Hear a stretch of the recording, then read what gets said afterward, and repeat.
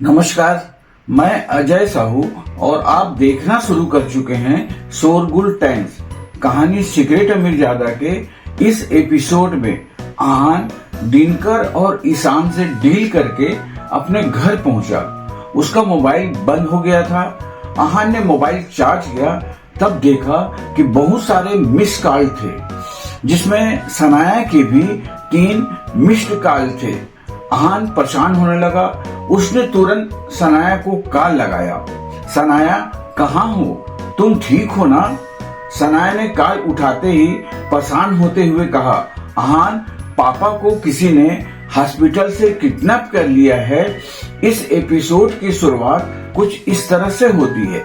चलिए अब जानते हैं इस एपिसोड में आगे और क्या कुछ नया होता है। आहान को हैरानी भी हो रही थी और गुस्सा भी आ रहा था। उसने कभी नहीं सोचा था कि सनाया से बदला लेने के लिए वो शेखर का इस्तेमाल करेंगे। सनाया, तुम कहाँ हो? मैं अभी वहीं आता हूँ, आहान ने कहा।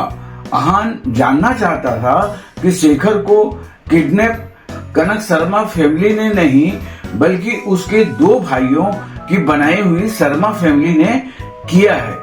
अगर इन दोनों का दिमाग फिर गया तो ये शेखर के साथ कुछ भी कर सकते हैं। मैं शर्मा हाउस जा रही हूँ, अभी रास्ते में हूँ, सनाया ने बताया। ठीक है, तुम जल्दबाजी में कुछ मत करना, मैं भी बस पहुँच रहा हूँ, आहान ने कहा और फोन रख दिया। आहान अपनी कार निकाली और शर्मा हाउस की तरफ चला गया। शर्मा हाउस में इस वक्त बहुत भीड़ थी। उनके नौकर, बॉडीगार्ड, राजेश जोशी और हर्ष महाजन, सबके परिवार वहीं थे। राजेश और हर भी सिंह के साथ ही गायब हुए थे। दोनों परिवार बहुत गुस्से में थे। जब उन्हें पता चला कि शर्मा फैमिली के पास उनको ढूंढने की तरकीब है, तब सब यहाँ आ गए थे। मास्टर गौतम, वो फटीचर यहाँ आएगा ना? किसी ने जोशी फैमिली में से कहा। गौतम शर्मा कनक का भाई था और अपने परिवार से निकाल दिए जाने के बाद उसने अपना अलग परिवार बनाया था और उसका मुखिया था। सौर ने पहले ही कह दिया था कि उन तीनों के गायब होने में गिल परिवार का कोई हाथ नहीं है। जो भी हुआ है वो सब आहान ने किया है। किसी ने भी उसकी बात पर विश्वास नहीं किया था, पर जब उसने बहुत मन्नतें की तब वो माने। तब सौर ने ही उनसे कहा था कि आहान से बदला लेने के लिए उन्हें शेखर का इस्तेमाल करना चाहिए। इसलिए अब सब उसका इंतजार कर रहे थे। अब सबको लग रहा था कि आहान नहीं आएगा। उसने शर्मा फैमिली को गुस्सा दिलाया था, साथ ही जोशी परिवार और महाजन परिवार को भी। उनकी नजर में तो आहान एक मामूली सा बैंक एम्प्लॉई और गिल परिवार का घर जमाई ही था। चिंता मत करो, अगर वो नहीं आया तो हम इस बूढ़े को मार देंगे, गौतम ने कहा। मैनेजर सिंह गौतम के बहुत करीब था। हमेशा से शर्मा फैमिली को उसी ने रिप्रेजेंट किया था। यही कारण था कि स्प्रिंग कारपोरेशन प्रोजेक्ट भी उसे दिया गया था। पर जब वो अचानक गायब हो गया तो गौतम को गुस्सा आ गया। उसे नहीं लगा था कि आहान इतना बड़ा कदम उठाएगा। सौर ने बहुत मुश्किल से सबको यकीन दिलाया था कि ये सब आहान का किया धरा है। अगर वो नहीं आया तो उसके टांग तोड़ देंगे, गौतम ने शेखर को घूरते हुए कहा। शेखर को इस वक्त उन्होंने पेड़ से लटकाया हुआ था। उनकी हालत बहुत खराब थी। जब उन्हें हॉस्पिटल से उठाया गया था तब वो हॉस्पिटल के कपड़े में थे। उनके घाव अभी तक ठीक नहीं हुए थे। पेड़ पर लटके हुए होने की वजह से उनके घाव खुल गए थे और उनके कपड़ों पर खून के निशान दिखाई दे रहे थे। उनका चेहरा बिल्कुल फीका पड़ गया था। पर उन्हें जिस बात का सबसे ज्यादा बुरा लगा था वो ये थी कि सारे लोग उन पर हंस रहे थे और उनका मजाक बना रहे थे। ऊपर से गौतम और बाकी लोगों की बात सुनकर उन्हें यकीन हो गया था कि आखिर इन दिनों में क्या हो गया था जो आहान ने किसी को किडनैप कर लिया था। 10 मिनट बहुत जल्दी बीत गए। गौतम ने इशारा किया और 2 लोगों ने शेखर को नीचे उतारा और उसके बाएं पैर की हड्डी तोड़ दी। शेखर में पहले ही जान बहुत कम थी। वो दर्द को सहन नहीं कर पाया और जोर से चिल्लाने लगा। उसका दायां पैर पहले से खराब था और वो ढंग से चल भी नहीं पा रहा था और अब बायां पैर की भी हड्डी तोड़ दी थी। तुम तो बहुत जिद्दी हो, गौतम ने शेखर से कहा। जब से वो शेखर को वहां लाए थे उसने एक शब्द नहीं बोला था। उसने ना ही सवाल किया कि उसे यहाँ क्यों लाया गया है और ना ही उसे छोड़ने के लिए कहा था। उसने न लड़ाई की और न ही माफी मांगी। ऐसा लग रहा था जैसे उन्होंने मान लिया था कि अब उसकी जिंदगी पूरी होने वाली है। डायरेक्टर गौतम, आप मुझ जैसे इंसान के लिए अपने आप को इतना नीचे क्यों गिरा रहे हैं? शेखर ने पूछा। शेखर अच्छे से जानता था कि उसका गिल परिवार शर्मा परिवार से नहीं लड़ सकता था। अगर गिल परिवार ऐसा कर भी सकता तो उसे बचाने के लिए उसके परिवार से कोई भी आगे नहीं आता, क्योंकि वो अब लाचार हो चुका था। तुम्हें क्या लगता है, अगर तुम्हारे दामाद ने इतना सब नहीं किया होता तो मैं तुम्हारे मुंह नहीं लगता, गौतम ने कहा। गौतम पहले आहान को ढूंढकर सीधा उस पर अटैक करना चाहता था, पर वो 2 दिन से गायब था। सनाया भी गिल फैमिली के लोगों के आसपास नजर नहीं आ रही थी, इसलिए उसे शेखर को उठाना पड़ा। मैं अपने दामाद को अच्छे से जानता हूँ। वो एक मामूली बैंक एम्प्लॉय है। उसे सिर्फ कंप्यूटर के आगे बैठकर काम करना आता है। वो किसी को किडनैप नहीं कर सकता। उसमें इतनी हिम्मत नहीं है। हो सकता है आपको कोई गलतफहमी हुई हो, शेखर ने कहा। आहान 3 साल से उनके साथ रह रहा था और उसने आहान को अच्छे से देखा था। न उसके ज्यादा कोई कॉन्टेक्ट थे और न ही इतनी हिम्मत कि वो कुछ ऐसा वैसा करे। गलतफहमी और मुझे बिल्कुल नहीं। और अगर तुम्हारा दामाद इतना ही सही है तो वो 2 दिन से कहाँ गायब है कोई जवाब तुम्हारे पास? गौतम ने रुखी आवाज में कहा। शेखर ने कुछ नहीं कहा। गौतम ने जब मान लिया था कि सब आहान ने किया है तो अब वो कुछ नहीं कर सकते थे। तभी शर्मा गेट के आगे एक टैक्सी रुकी। उसमें से सनाया निकली। वो बहुत परेशान थी। वो दौड़ते हुए आई और बोली, पापा। उनकी ऐसी हालत देखकर सनाया की आंखें गुस्से से लाल हो गई। सनाया, तुम यहाँ क्या कर रही हो? आहान कहाँ है? शेखर ने पूछा। क्या ऐसे हो सकता था कि आहान डर गया हो और अपनी जगह सनाया को भेज दिया? सनाया ने शेखर की बात का कोई जवाब नहीं दिया और गौतम की तरफ गुस्से में देखते हुए कहा, मेरे पापा को छोड़ दो। तुम्हारे पापा को जाने दूं? गौतम ने सनाया को घूरते हुए कहा। उनकी नजर सनाया की खूबसूरती पर था। आज से पहले उसने सिर्फ सनाया की सुंदरता के बारे में सुना था, पर आज पहली बार उसे देखा था। मिस सनाया, अगर मैंने आपके पापा को जाने दिया तो मेरी बहुत बेइज्जती नहीं हो जाएगी? गौतम ने कहा, मैं तुम्हें कुछ भी देने के लिए तैयार हूँ। स्प्रिंग कॉर्पोरेशन के प्रोजेक्ट भी मैं तुम्हें दे दूंगी, बस मेरे पापा को छोड़ दो, सनाया ने कहा। शेखर का शरीर बिल्कुल कमजोर पड़ गया था। सनाया नहीं जानती थी वो ये सब कब तक सहन कर पाएगी। अगर उन्हें कुछ हो गया तो सनाया अपने आप को कभी माफ नहीं कर पाएगी। हा हा हा।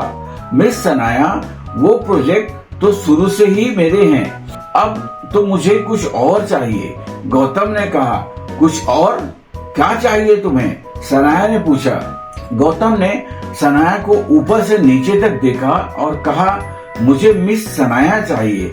ये सुनकर सनाया को गुस्सा आ गया। उसने चिल्लाकर कहा, तुम्हारा दिमाग तो खराब नहीं हो गया है? मेरी शादी हो चुकी है और मैं अपने पति के साथ बहुत खुश हूँ।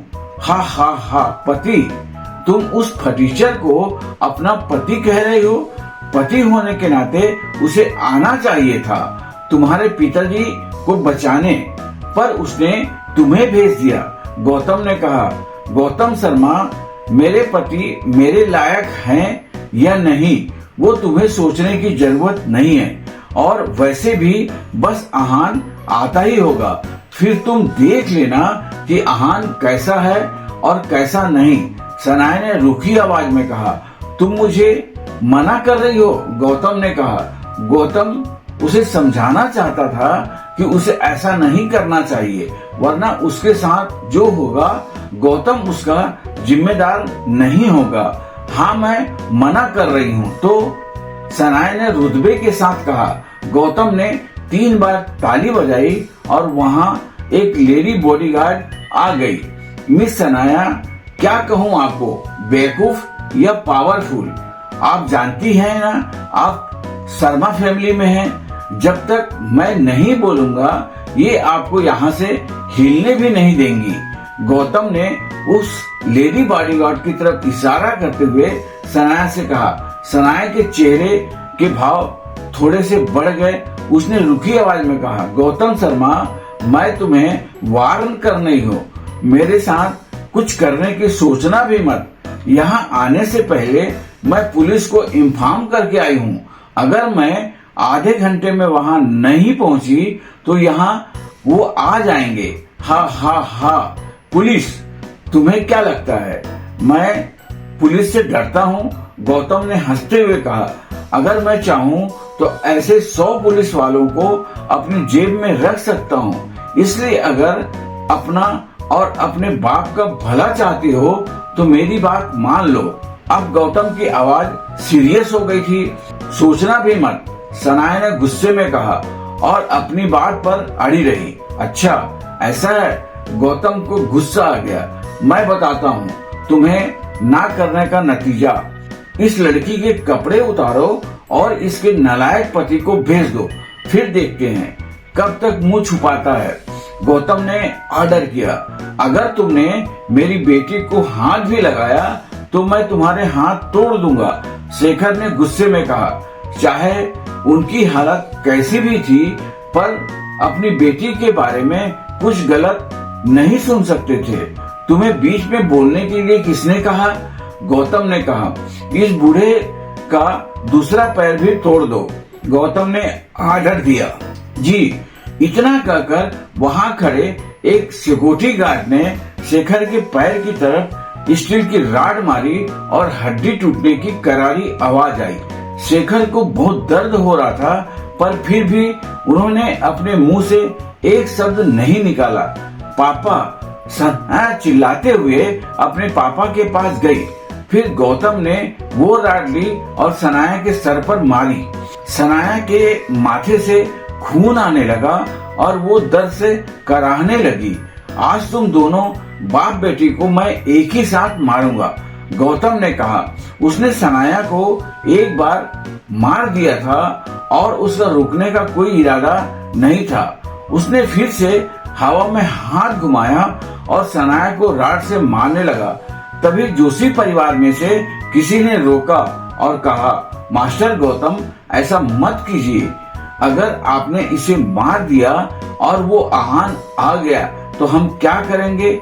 आ गया तो आ गया, मैं उससे डरता नहीं हूँ। वो मेरा कुछ नहीं बिगाड़ पाएगा। उसकी इतनी औकात ही नहीं है कि वो मुझसे लड़ सके, गौतम ने कहा और सानिया को मारा। इस वक्त आहान शर्मा हाउस से थोड़ी ही दूर था। जब से सनाया का फोन नहीं लग रहा था तब से उसे और चिंता हो रही थी। रास्ते में उसने न जाने कितने सिग्नल तोड़े थे और कार को स्पीड से भगाया होगा। कुछ ही सेकंड में आहान शर्मा हाउस के मेन गेट के पास पहुंचा। गेट के पास खड़े सिक्योरिटी गार्ड इतनी तेज आती कार को देखकर डर गए। आहान ने कार से मेन गेट तोड़ दिया था और कार को सीधे अंदर ले आया।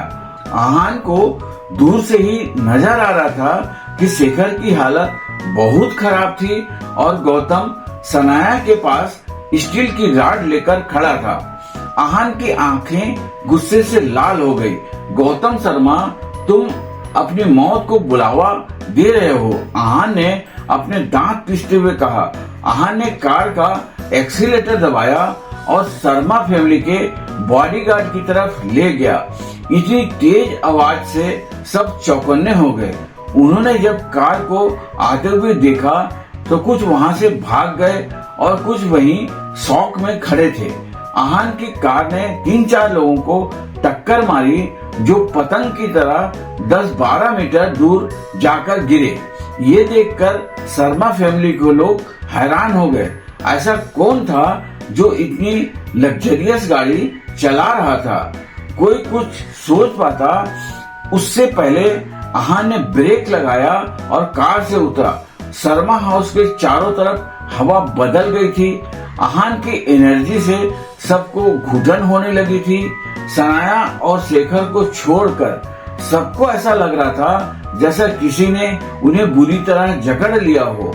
आहान की आंखें गुस्से से लाल थी और उसके माथे की नसें दिखाई दे रही थी। ये देखकर शर्मा फैमिली को गुस्सा आ गया।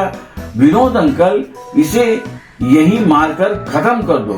गौतम ने अपने अंकल से कहा, मेरा इससे कोई मुकाबला नहीं है, मैं इससे नहीं लड़ सकता। विनोद ने कहा। विनोद मार्शल आर्टिस्ट था और जब भी शर्मा फैमिली को उनकी जरूरत पड़ती थी उन्होंने हमेशा उन्हें प्रोटेक्ट किया था, पर आज वो पीछे हट गया था। शर्मा हाउस में अब क्या होने वाला है? क्या आहान सनाया और शेखर गिल को बचा पाएगा? आगे जानने के लिए बने रहिए हमारे चैनल शोरगुल टाइम के साथ। बस इसी के साथ यह एपिसोड भी यहीं पर समाप्त होता है। कल फिर इस एपिसोड को आगे बढ़ाते हुए मुलाकात होगी। आज के लिए बस इतना ही। अब हमें कल तक के लिए इजाजत दीजिए। नमस्कार, धन्यवाद।